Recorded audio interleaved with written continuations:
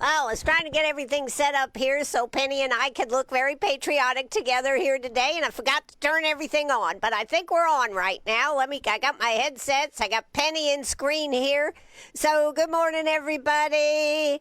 Have a blessed Memorial Day today. That's right. Penny, come on. Can we have a shot here? I got my sunglasses. I need them in here. Yeah, I need sunglasses. She's got a bandana on this morning. Her patriotic bandana. Let's see. Are we on the picture frame? I think we are. Good morning, Greenwood. That's right. Good morning, Greenwood. Hello, everybody. All right. I'm going to quit trying to do that. It's difficult. But anyways, I just wanted to set the mood here this morning. You know, we are so blessed to live in a country that honors those that have been there for us, that have gone before us, and we are so blessed. And I think sometimes we try to put Memorial Day and Veterans Day and lop them all into one, but no, Memorial Day is for those that gave the ultimate sacrifice. Correct, Penny? Is that correct? Let's see. I'm going to get you a shot here of Penny here this morning. See her cute little bandana. Anyways, it is for those that gave the ultimate sacrifice here. And the sacrifice was the ultimate act of love for their country. May we always remember them. That's an unknown quote, but this one by General George S. Patton. It is foolish and wrong to mourn the men who died. Rather, we should thank God that such men lived. I think that is so true. Where would we and our country be if it was not for the men and women who lived, who did unbelievable things to keep freedom and keep us free? Freedom makes a huge requirement of every human being. With freedom comes responsibility. Eleanor Roosevelt. The brave never die, though they sleep in dust. Their courage nerves 1,000 living men. And that was said by Minot J. Savage. And of course, this one is one that we always think about, even though an unknown person said this. All gave some gave all. Remember them this Memorial Day. So Memorial Day is a day to remember those who are no longer with us. And if you drive by any cemetery, you'll see flags flying in the breeze. And it is, I don't know about you, but it always just causes a little lump in my throat. I guess that would be the best way to say it. And when you look at the crosses out there on that you see in front of the church there off the 72 bypass, and you realize how many people have died so that you and I can be here today, it really is amazing what has been given, what they sacrificed for us. So I think we did a nice show on Saturday. It was patriotic music. We talked about Memorial Day.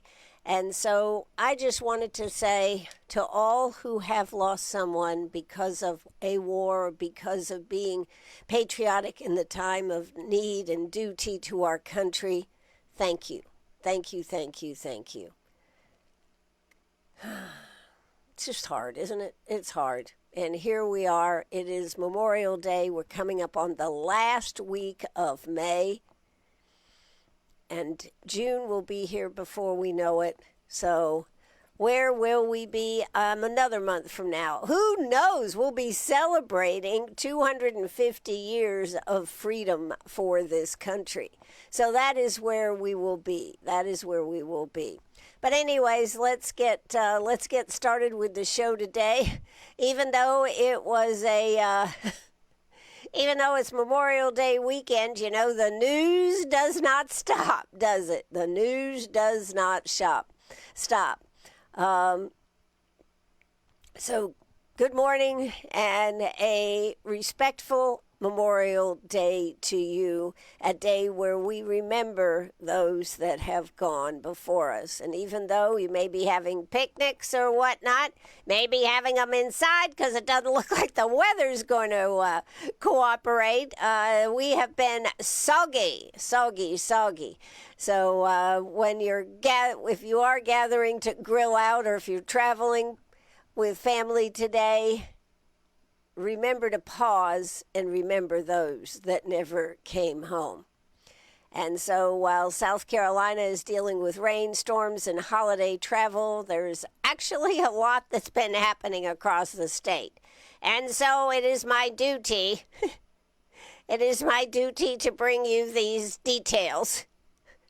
You know, most talk show hosts have, they either bring in another talk show host, and Penny said she'd do the show today, but I decided I should do it. But Penny said, if you want to take the day off, Mom, I'll do the show. I was like, yeah, right. All right.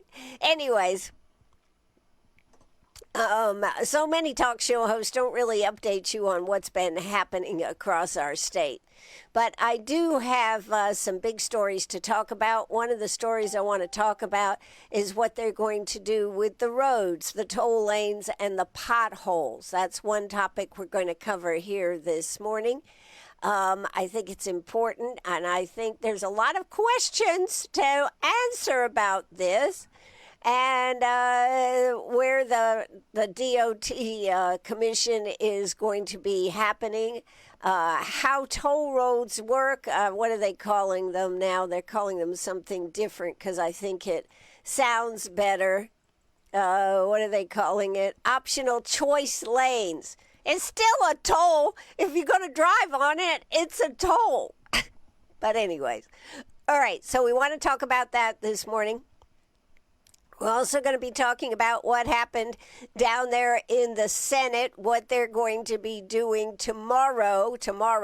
I called it and said, you know what? They will not be working on Memorial Day or Sunday. They did not work on Sunday. They were not working on Memorial Day. So that was, I was correct on that. And I have a couple of good articles on that. But let's get started here this morning. Let's check out the weather. I like to check out the weather kind of early because it kind of helps you make a plan. Penny and I have been outside today, and I would call the weather soggy. Right now it feels like 71. It is 71 degrees outside. We are looking for cloudy this morning, scattered thunderstorms developing this afternoon, high of 81, chance of rain 50%. Locally heavy rainfall possible. I don't think it could be much heavier than what we've already had. What do you think? Oh my God, some of this rain. So anyways, that's what we're looking at tomorrow. We're supposed to be a high of 81, low of 69, and a 25% chance of rain. Wednesday comes in with a high of 82, low of 68, and a 25% chance of rain. Thursday's pretty much a ditto day, except it warms up to about 89. Friday, cool and damp back down, though, to 79 and a almost 45% chance of rain. So this week and this coming weekend looks like we're going to have rain.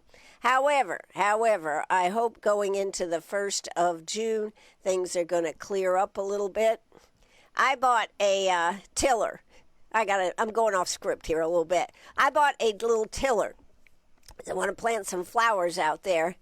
So I thought, well, this would be pretty good. I can go out there. The dirt's not real tough. Not caked on there. So I'm out there with the tiller, just tearing up the earth, having a good time and everything.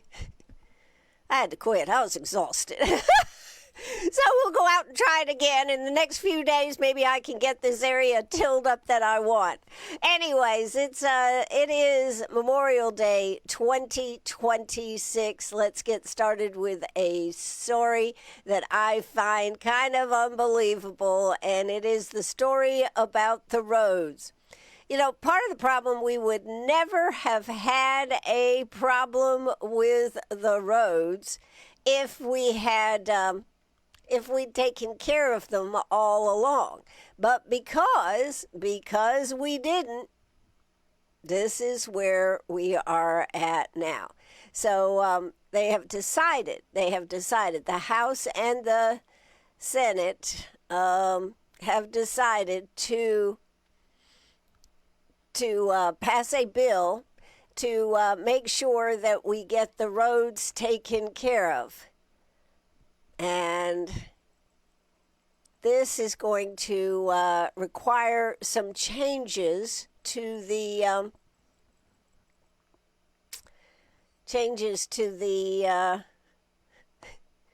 I've lost my place. This is going to require us to have some changes to how they're set up, who will actually be in charge. But this thing on toll roads, when we think about a toll road, I always think about, well, they have it until they don't, right? Until it's paid for and you don't have it. But that's not necessarily the way it goes. So we are going to talk about toll roads now. So this is potholes and choice lanes. We will have legislators finally decided they have optional choice lanes. I wonder if they're going to have several different choice lanes. For example, if you pay $5, nobody checks your speed at all. I like that idea.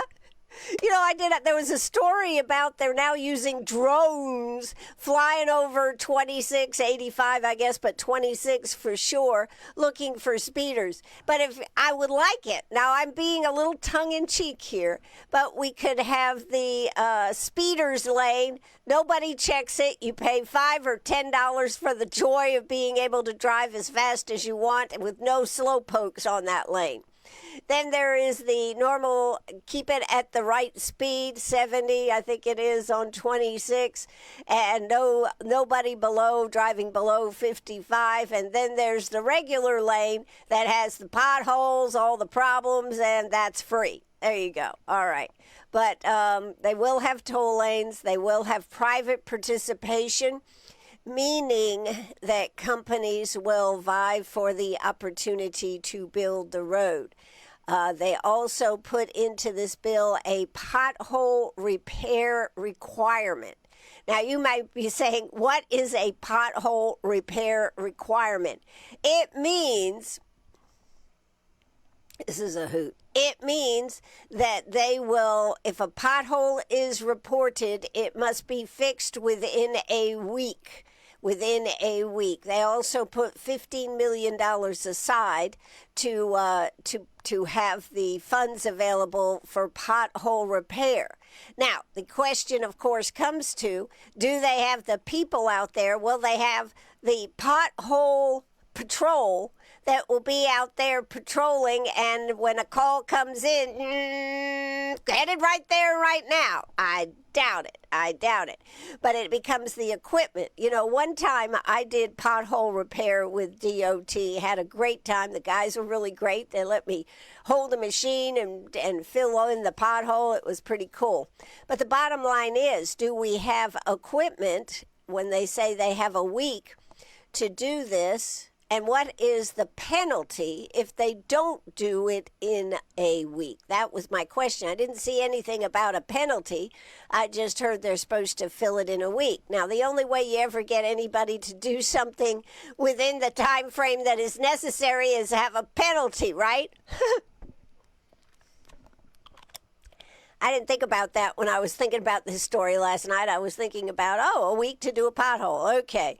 So, but they're also calling it, instead of calling them toll roads, they're actually calling them choice lanes, so that you have a choice on how much you are willing to pay. But I really don't know whether it's just one choice lane, or, like I said, the very fast choice lane, the faster than normal choice lane, or then there is the road that's falling apart and nobody wants to drive on, so only the slowpokes and people that can't afford it will be driving on our regular South Carolina roads. How do you actually feel about that? they think they have really hit upon something. Do you think they have really hit upon something? That's what I would like to know. Do you think that that is a good way to go? I don't know, because it's like one of our texters said here this morning, what happened to infrastructure money that the Biden administration provided? I have no idea about the Biden administration. I do know that we constantly are paying money for sales tax on gas, right? So we've got state tax, we've got federal tax. And by the way, your legislature did not want to give us a break on the gas tax while the prices of gas was so high. Now, I think, personally, this would have eased a lot of pain that if we looked at it for 30 days and then if we wanted to renew it for 60 days, that would have made a difference. But I guess that money, see, I don't exactly understand this, because companies can bid, I believe, on doing the road. Then they would get to keep the toll road money. And how long do they get to keep the toll road money? And, I was thinking about the I-85 connector. I didn't realize in doing some research last night that they had, what did it start out at? 50 cents to go a couple of miles, to cut out some of the traffic and everything on the I-85 connector. Well, that was great. That was great. But then it started going up. Well, I didn't realize they'd actually been through bankruptcy on that I-85 connector because they didn't have, they had miscalculated how many people would actually use the I-85 connector, so they didn't raise the funding that they thought. So part of the reason the prices went up so dramatically is when they went through bankruptcy, the courts decided, well, you're not making enough money here. We need to make enough money. So that is another aspect of it. Also, when you're looking at toll roads, a toll road, if the road was built and originally charged 50 cents, why does it become $2 or more? Because the road's paid for, the toll ends. Well, that's not always true. Down at Hilton Head, they built a toll road. And when that was paid for, I guess it was turned over to the state, and now there's no toll. But that's not always the way it ends. Sometimes the roads are financed through bonds. Sometimes they have a 50-year operating agreement, and the toll revenue repays the debt, the operations, and the maintenance. But when traffic projections fall short, like not enough cars, then they have lower revenue, financial problems, bankruptcy, and they have to go back and do debt restructuring. So the toll increases becomes part of the repayment. So I understand paying to build something, but if a road eventually gets paid off, should the toll disappear? I think it should. Personally, I like seeing these roads where it says, this road has been paid for by you toll payers, and we no longer are going to charge you. Wouldn't that be nice? That is pretty nice. But now, while lawmakers are trying to figure out traffic lanes, they're also trying to redraw the political lanes right here in South Carolina. So we'll have to wait and see what happens on these choice lanes. I kind of like the idea. How many choice lanes are you going to have? One or two? You have the regular road. I'm just going to repeat this in case you're just turning in. Ann's take on this. You have the regular I-26 road with all its issues and everything, and then they come in and they build two choice lanes, the moderately fast lane and the super fast, like you can drive like a bullet down this thing and you won't get a ticket. Yes, they actually push the I'm making this up, but if the speed limit is 70 on the regular roads, let's say it's 85 on the choice lane, the super choice lane, or no speed at all like they do on the Autobahn over there in Germany, right? Maybe that's what they're talking about. I have no idea. Just trying to think out loud right here with you. All right, so let's move on, though, and talking about the political situation here in South Carolina. As I said, they did not work on Memorial Day. So now, the same day that early voting opens up, which is tomorrow, they are going to the Senate. The House has already passed it. The Senate is going to be there. So lawmakers did not stay through the holiday. I think they did go down, was it Saturday for part of the day, and said, we'll be back on Tuesday. So some of the legislators are saying that it may not be a huge deal that they're doing this on Tuesday. However, election folks, those that are working the elections, those that are going to have to come up with another election in August, and they're right now targeting August 18th, say that it is going to be difficult, it's going to be compressed, and it's going to be expensive. Estimate that it's going to cost us $5 million to have an additional election. Now, some of the folks that I've talked to, it's no big deal, Ann. Some of our legislators have said, it's not that big a deal, $5 million to do another election? Well, yeah, it is. In my opinion, it is a big deal. $5 million, that's our money. And that sometimes is the problem with legislatures. They don't seem to realize that it's our money that we give to them to take care of. Anyways, so $5 million. And there was a great piece that I thought it was a great piece, by Lynn Teague. And she's a retired archaeologist. She works with the League of Women Voters. And she's a redistricting volunteer and a lobbyist. So this person is not just an individual being a commentator, just somebody that wrote a piece. She actually has some background with this.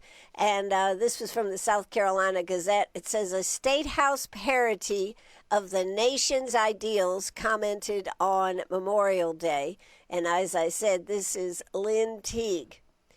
And she said, on Saturday of Memorial Day weekend, the General Assembly was in special session to debate further gerrymandering our congressional maps, even though primary election voting is well underway. So this is an attempt to pass H. 5683, a bill developed in Washington, D.C., and designed to predetermine the outcome of our state's congressional elections in favor of a 7-0 Democrat delegation. 7 Republicans, 0 Democrats. This plan is designed to give more than 40% of the state's people no voice in Washington. This I'm quoting from her article. The legislative process around this unusual midterm redistricting effort has been convoluted and difficult. There's no time for the usual hearings around the state to obtain citizen input. The process at the State House has been compressed to the breaking point and beyond. There has been a complex interplay of House and Senate rules as the General Assembly attempts to do in several weeks what normally takes several years. The House passed the legislation on May 20th after just 2 or 3 days. I think they were at 2 or 3 days, maybe only 2 days. Now the Senate has the bill and on Saturday gave it a favorable second reading. However, under Senate rules, the necessary third and final vote cannot occur before today or tomorrow. We will not know until then or even the day after whether the bill has passed.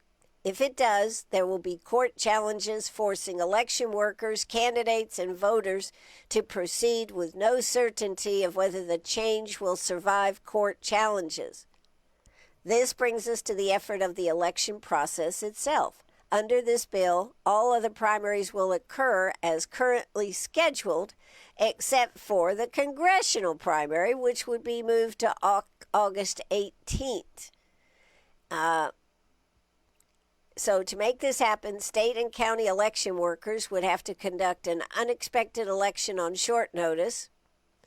And all of this is in aid of adopting a map that is deeply flawed in intention and execution.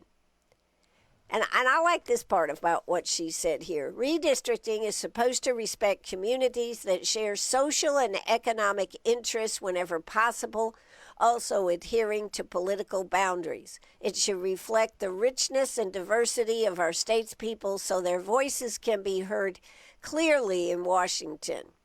The map presented in this bill does none of it. It is designed only with the intention of allowing one party to win 7 congressional seats in our state. Even that, according to this gal, is done incompetently.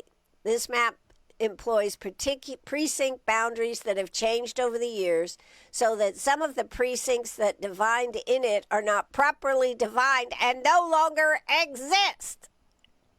All of this disruption, confusion, and cost is in service of something should never happen in a representative democracy. This is an attempt to determine election outcomes in favor of only part of our state's people before anyone casts a vote. So it says we should reflect on that while we celebrate this most somber of national holidays. This is a betrayal of the highest deals of our state and nation. You know, I have no problem with redistricting. I have no problem with that. But should it be done on the verge of an election? Should it be done so that you have to only one group, congressional candidates, will have to have another election going into August? What happens to all the votes that have already been cast? What happens tomorrow when people cast votes? Will those automatically be thrown out? I guess so. So I think the confusion aspect here, plus the way that they drew some of the districts, don't make a lot of sense. Didn't they divide Spartanburg's district, for example? The way they're putting Myrtle Beach and Charleston, the beach districts there together. If the objective was just to make sure it was totally red, they have done that. But have they taken into consideration that different communities, whether they're Republican or not, I'm just saying, did they take into consideration the different needs of different areas? So to me, I think it's a pretty big deal. And I think our legislators, even though they say we've got to do it because Trump wants it, I think they're forgetting about their ultimate purpose, which is to serve the people of South Carolina. So no problem with redistricting. I just think it's kind of foolhardy to do it right while we're doing it. And I've asked each and every one of them, why didn't we do it in February? And nobody can give me a good answer about that. So that's my heavy lift topic for today. I did want to tell you this Lynn Teague, who I quoted from her article. She was born in Orangeburg, grew up in Colombia, moved to New Mexico in 1968. She is a professional archaeologist and was on the faculty of the Arizona State Museum at the University of Arizona for many years. She and her husband returned to South Carolina when they retired. Since 2012, she has served as vice president of the League of Women Voters of South Carolina and volunteer league lobbyist at the State House, working especially on voting and election issues that are central for the League. She has directed the League's work on redistricting since 2017. So just something to be thinking about. And if you want to question your legislators, maybe there should be a question or two about it. I don't know. It just seems that we're just bull-throughing this. And what are we going to have to do after we do this? This is my next question. What are we going to have to undo after they do it? We'll have to wait and see, but it is in the hands of the Senate tomorrow. You are listening to WCRS, and we are live on Facebook. Love to get your comments and what you have to say here this morning. But they do have an obligation to look at this thing and put some real thought into it instead of just reacting. Whoever thought we South Carolinians, I'm just going to make one more comment. Whoever thought we South Carolinians would go along with what the federal government said about redistricting? We're not even taking into consideration the special nuances of different communities and everything and their needs. So, I guess this is the way it is. We've got some comments here on Facebook today, 864-332-9355. You can also do that. Send me a text or an email, or you can comment on Facebook. One of our texters has been making some comments here. Let's see. Steph says, I was raised to believe that we vote to change our representatives, not so our representatives can change to vote. Well, that's a pretty good quote, Steph. And she said, why didn't they do it in February? I think that was the answer, because Trump wasn't thinking about it in February. I think they were thinking about it, but they just didn't think that they were going to, the legislature here was not thinking that it would be a big issue. And though then the Supreme Court, but the thing about the Supreme Court decision in Louisiana is not the same as what it is in South Carolina. So, but everybody is saying, oh yeah, it opens the door for everybody to redo. Well, actually, the Supreme Court said that our districts were not gerrymandered. Now, some people may disagree, but that's what the Supreme Court said, and that is supposed to be the Supreme Court of the land. So, some people are going to say, oh, Ann, you don't want redistricting. I don't have a problem with it. I do have a problem in the way this is being done, and I can see this, just the cost aspect alone, $5 million, just getting enough people on hand to be able to do this. All the things that it's going to take are going to be hard. And will the voters turn out because they will be so disgusted or confused that they just say, I'm not going to vote. I'm not going to vote. I think it is a question that they are not taking seriously. However, it's not a done deal. We'll see what happens tomorrow, Tuesday. Oh, and somebody just said to me, oh, don't forget your source. Okay, well, they said, don't forget that your source, the League of Women Voters, are a liberal group funded by Soros and advocate for abortion.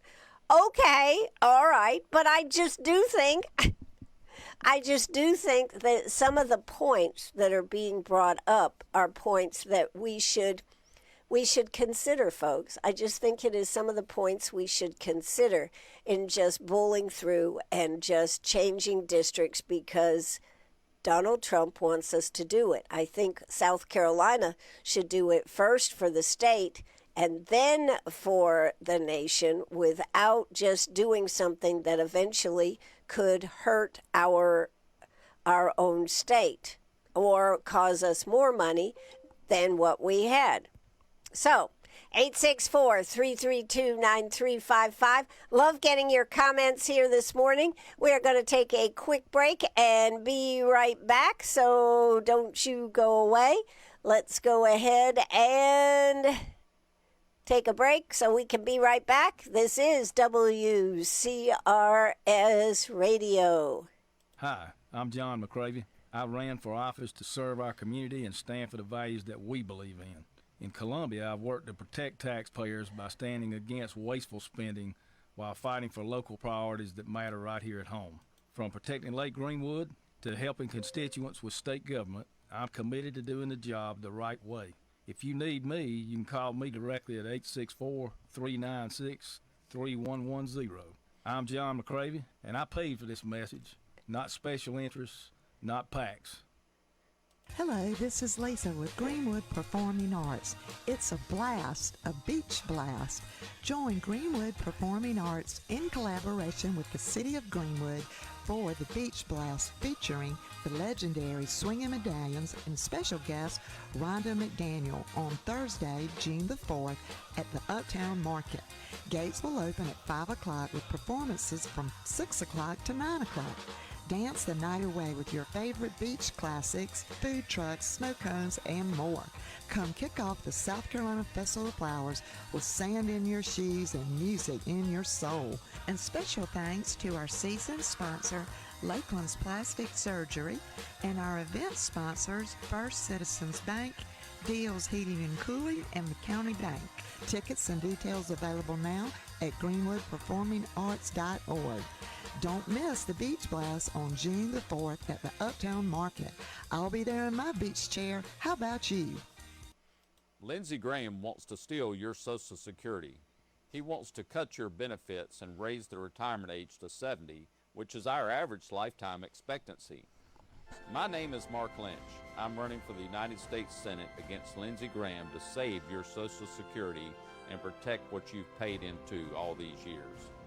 I've grown my company over 35 times in the last 40 years, debt-free, and I want to take that experience to Washington to help South Carolinians. In D.C., we'll stop spending, we'll cut the budget, and we'll end this out-of-control inflation. And most of all, we'll protect our seniors' Social Security benefits. Lindsey Graham's legacy is one of putting South Carolinians' interests last. I'm Mark Lynch. Vote for me June 9th to save Social Security for our seniors, rebuild our infrastructure, and build a better future for South Carolinians. Paid for and authorized by Lynch for Senate. Hi, this is Mark Murph with Gunnels Marine, inviting you to our in-water boat show Friday, May 29th and Saturday, May 30th at Grand Harbor Marina N96. Come step aboard the newest models of Godfrey and Harris pontoons, explore premium features, and even take a ride on the water. We'll also have water sports gear and accessories to get your family ready for the summer on Lake Greenwood. Special event pricing, manufacturer incentives, and financing opportunities available during the show. May 29th and 30th, 10 a.m., open to the public. Stop by, step aboard, and let the summer begin with Gunnels Marine.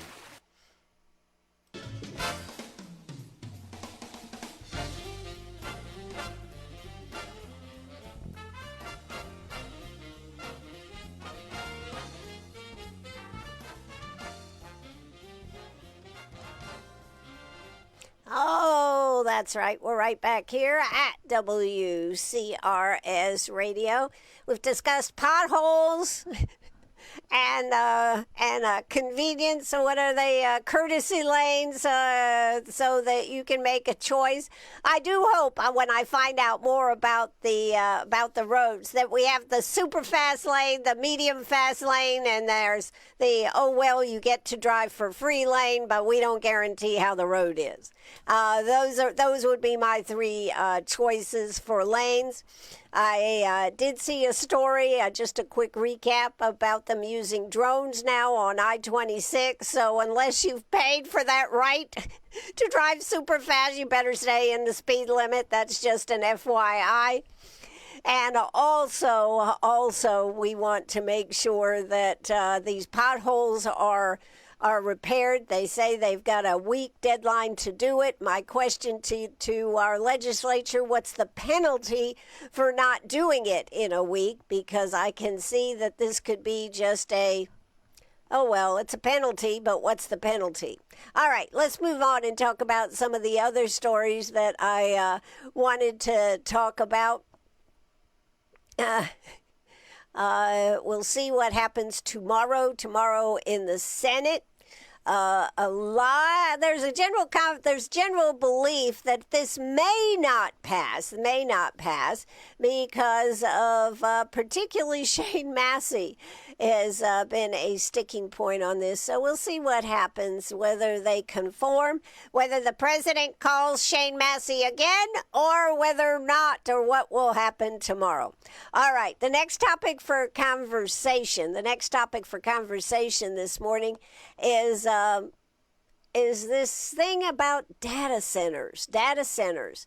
You know, tomorrow, let's see, is it tomorrow evening? I think it's tomorrow evening, yes, that our county council is doing some zoning to prepare, according to them, to prepare for the eventuality of data centers being looking at coming to our area. Now, I can tell you through the grapevine, I heard it through the grapevine, there's already a data center looking at an area here. When I ask our county council members about this, most of them say, I haven't heard that. I haven't heard that. So what does that mean? I don't know. Is it truth or not truth? I don't know. But the bottom line is data centers are something that are coming this way. You may remember me talking about a story a couple of months ago in Spartanburg where the public actually defeated a data center coming, and the people that were bringing the data center gave up and went somewhere else. Okay. But the question is, are data centers, and how would you feel about a data center coming this way? So according to county council, Greenwood is preparing before one comes. And it would, they say that there's a hole exists, and that they need to come up with some good wording for data centers. So when they come, they will avoid some of the potential problems. And some of the potential problems with data centers is noise, lighting, buffers, setback, and what about electricity? And what about use of water? So now they do say that there are things that data centers can do, like recycle the water and everything. But I guess if things aren't in place for it, there's nothing that says that they will automatically do it. Just like there's a big discussion about on the power, how much power is needed. Does it make us have to pay more for power? Should they have their own little, mini nuclear reactors that they're talking about rather than plug into our grid? So these are all questions. These are all questions. And so they are trying to get ahead of public complaints before proposals arrive. I love that one. Are they trying to get ahead of public complaints before the proposals arrive? I would rather say, are they just going to, when this proposal comes through, they'll just say, well, we've got a zone for that. We must let them in. No, we don't have to let them in. So this is going to be something to watch. It's going to be something to be aware of. Tomorrow, I think, will be just first reading. And there are groups here in our community who are watching everything that county council does. You know, I do think county council used to like the fact that people were involved in the process. I think this goes under one of those things, be wary what you ask for, because now we have an engaged group, the Concerned Citizens for Greenwood or something, and now they show up at county council, and I think county council sits there and goes, oh, they're back again. So I find it interesting to watch. I think that these are important issues that this group is working on and being concerned about. And so this is a good thing. So we'll have to watch this one and see what they do on this, having an ordinance for data centers. It's for the rules of bringing in a data center. And like I said, I've heard through the grapevine that they are coming our way. And so we'll see what happens with this. Now, there are a couple other stories I want to make sure that you know about before I finish up here today. Don't know if you heard about the fire in McCormick. There was a lightning strike in the gym. It caused a school fire. It caused quite a bit of damage. And, of course, the water, they called in several different area firefighters to come help fight this fire. This is such a shame. This is a school that had built this school in the last few years, and they were so proud of it and everything. It looks like it's going to have to be at least the gym. They haven't come out, at least as of last night, they hadn't come out and said what was going to be. But the big issue, they're going to have to find a different place to have their graduation. They're supposed to announce that today as far as where graduation is going to be. So from that standpoint, I guess we'll wait and see what they come up with. But that is so horrible right here at the end of the year to have that happen. One story that I was shown, and I can't believe that this is a true story, but it actually is. Did you hear about the story in Tennessee where the students, the graduates, were sitting outside in white chairs for graduation in their cap and gown with pouring down rain? Now, this really was bad planning on the school to make graduates sitting out there in the rain. They made no alternative plans. The rain is not just misting. I'm talking about pouring down rain. And the students are sitting there just probably saying, "Can I get the heck out of here?"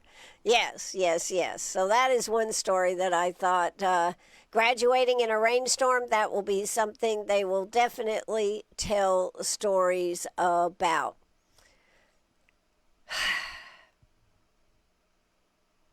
I had a couple of stories on Facebook. One may potentially be AI. And if it is, I don't care. I still like the story. I still like the story. It was a good story. Let's see if I can find it here. Let's see if I can find it here. Here we go. And this, I put it on my page. Here we go. Okay. I love this story. This may be my favorite story, although I got one more that falls into favorite story too. Is supposedly, now this is all supposedly, and there's a lot of question whether it is actually real or not. This supposedly happened in Easley. And an Easley woman was arrested last Thursday night after police say she trapped her boyfriend inside a batting cage at the DBAT facility and repeatedly activated the pitching machine during what witnesses described as the most aggressive relationship counseling session in Pickens County history. According to investigators, 48-year-old Doreen allegedly drove her boyfriend to the batting facility to talk things out like adults. After discovering suspicious Cash App transactions labeled lunch and definitely not Doreen, which is the woman in this story. Police say, this is so hysterical. Police say the argument escalated after Doreen demanded access to his phone while standing next to the fast-pitch cages and yelling, "You honestly think it's hard? Try 82 miles per hour." Witnesses claim Doreen suddenly slammed the cage door shut, slid a bike lock through the handle, and walked calmly to the token machine like a woman about to break a state record. "She wasn't even mad, yelling anymore," said one employee. "That's what scared everybody. She got quiet, like an HOA president measuring your grass." Investigators say Doreen proceeded to feed nearly $47 worth of batting tokens into the machine while her boyfriend attempted to dodge baseballs in skinny jeans and Timberland shoes. Employees say she allegedly shouted motivational phrases between pitches, including, "You're going to learn about loyalty today," "How you text other women but can't catch a fastball." That one was for the girl named Kayla. "Maybe this will improve your communication skills." Police reports say the boyfriend attempted to shield himself using nothing but a Louisville Slugger in what officers described as pure panic. Things reportedly escalated further when Doreen upgraded the machine to college prospect mode after claiming he had plenty of energy of texting people at 2 a.m. Witnesses say nearby Little League parents initially thought the entire thing was some kind of an advanced training seminar. One dad, if this was traveling ball, said an employee. Another parent said that boy got good reflexes, though. Anyways, authorities say the situation finally ended after the machine overheated and started smoking, like a 1992 Toyota Corolla on Highway 123. Police detained Doreen in the parking lot while she was allegedly trying to explain that the incident counted as interactive couples therapy. Officers also noticed she was carrying a half-empty margarita from Chili's, 3 unopened vape cartridges, a notebook labeled "Men Ain't Worth It," and a Bluetooth speaker still playing Keisha Cole at full volume. When questioned, Doreen reportedly told officers if he can survive easily dating culture, he can survive a pitching machine. Her boyfriend suffered minor bruising, emotional damage, and what doctors described as trust issues extending into 2028. The end of the story. I don't think it's actually true. Maybe there is an element of it being true, but I just thought this was too fun. This was too fun. If you think that this is kind of funny, 864-332-9355, 864-332-9355. Love to hear from you this morning. Just thought this was something that maybe would get us in a good mood for the holiday today. Don't you think that this is kind of fun? I do. I think that this is hilarious. So have you ever been in a situation where you just paid attention? I could tell you a story about Jeff Eller. Did not involve me, but I guess I'll better save that little nugget for another day. Since this one right here is so delicious, just think about the next time you go to a batting cage and you just wonder, how's this going to turn out? Okay. Anyways, that was one story that I had. I had another story. I did find some just great stories here today, and we got enough time. We'll go ahead and talk about this story right here. I just saw something. Brandon Smith's wife, Tara Smith, at Converse University. We have a master's in marriage and family therapy graduate. Congratulations, Tara Smith. I know you've been working very, very hard on that, so congratulations. Congratulations on that. All right, now for my other story here today. This is just too hysterical. Did you hear the story about an alligator and somebody trying to, let me see if I can just find the story here. Yes, there's that one. Oh, no, come on, let's go back. I hate it when I can't just flip right to it. Let's see, here we go. About the alligator. Yes, here it is. This happened in Naples, Florida. Kimberly Hatchett, what a name, was arrested Sunday after attempting to baptize a 9-foot live alligator in a decorative fountain outside a Publix on Pine Ridge Road. Now, again, I don't know if this is a true story or not, but I just like it. Witnesses say Hatchett arrived barefoot in a long khaki prairie skirt carrying a Stanley Cup labeled Anointed Waters and a Bible held above her head like a torch. According to the police report, Hatchett approached the gator using a $9.99 Publix wing platter as an offering. She told the gator, "Surrender your reptilian past, brother." She dipped her Stanley Cup in the fountain and splashed it on the gator's tail. She declared the gator had been born again and renamed it Brother Terrence. She attempted to lead it in a hymn before the gator hissed and snapped twice at her. She tied a friendship bracelet from her granddaughter around its left ankle. She handed a confused public card attendant a printed flyer about the Reptile Salvation Ministry. She refused to leave until Brother Terrence renounced his swamp ways. She has been arrested by the police. And one of the officers there says, "I've worked in Naples, Florida for 22 years. I've broken up snowbird brawls at an early bird buffet, mediated a golf cart road rage incident, and arrested one woman for trying to elope with a flamingo at the zoo.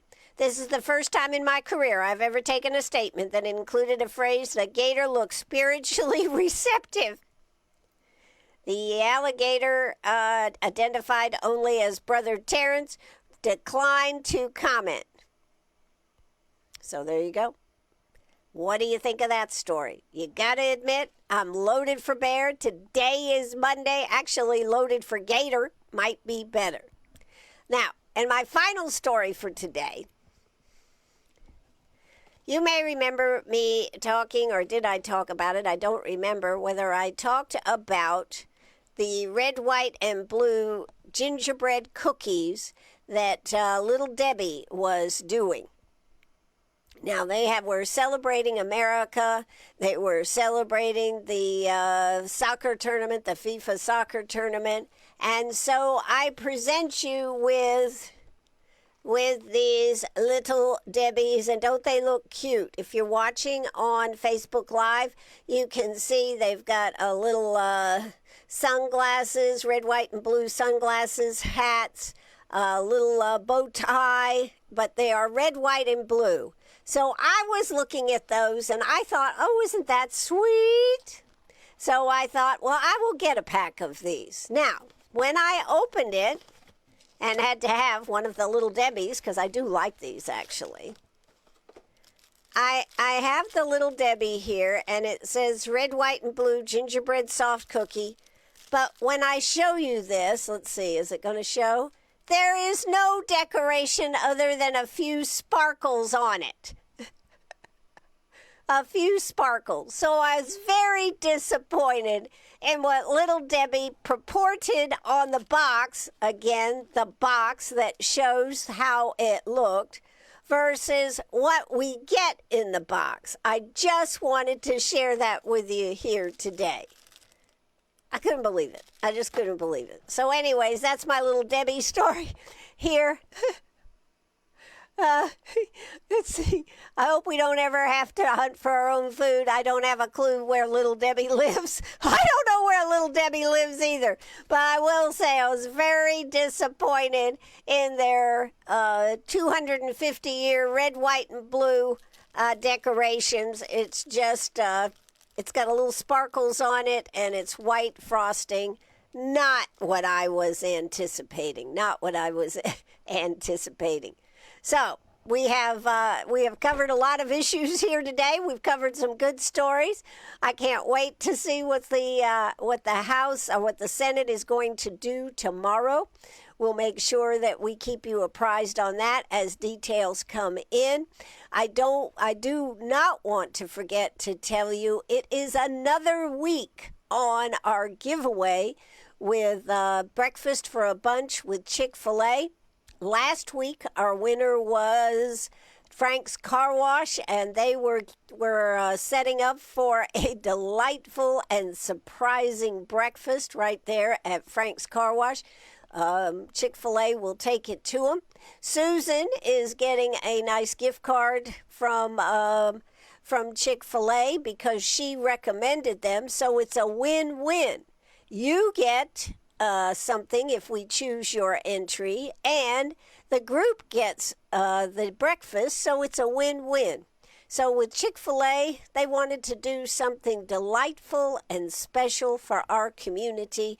So they want you to think about a church group, a team, a business, any of these that are groups. They want to give breakfast to them, one group every 2 weeks. But we've got another one coming up this week. So go to 864-332-9355, 864-332-9355 to put in your entry. You can call it or text it. We just want the name of the group, maybe a short sentence why you think this group would be great to get it, and then your name so that we can contact you when we choose your entry. Do it today, 864-332-9355.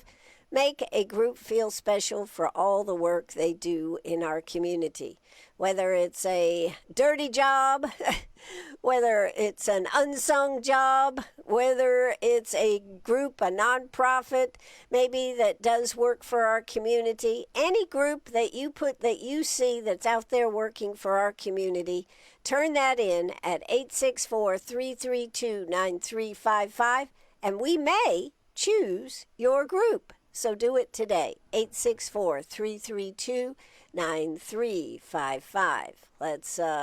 Let's just don't forget that, because the giveaway continues right here with WCRS and Chick-fil-A. So make sure you enjoy this holiday if you're so fortunate to be off. Stay safe. Remember why we paused today, and then we're going to see what Tuesday brings to us. So we got the toll discussion. We talked about that. We talked about potholes. We talked about redistricting. And we talked about some great stories today. So don't forget. Oh, if you're not registered to vote, I think you can register online. I think today is the last day to register if you're going to vote in the primary. So if you want to vote in the primary, you'll have to go online to register to vote. But I think you can still do that today. Early voting does start tomorrow. So get out there and vote if you know the candidates. If not, we've got more candidates coming on this week. Tomorrow morning, John McCravey will be joining us at 9:30. We're going to have him on in the morning. He of course, is running to be one of our representatives for this district. So we will talk to him tomorrow morning. Tomorrow afternoon, Festival of Flowers people will be here. This is going to be interesting. It's about the garden tours.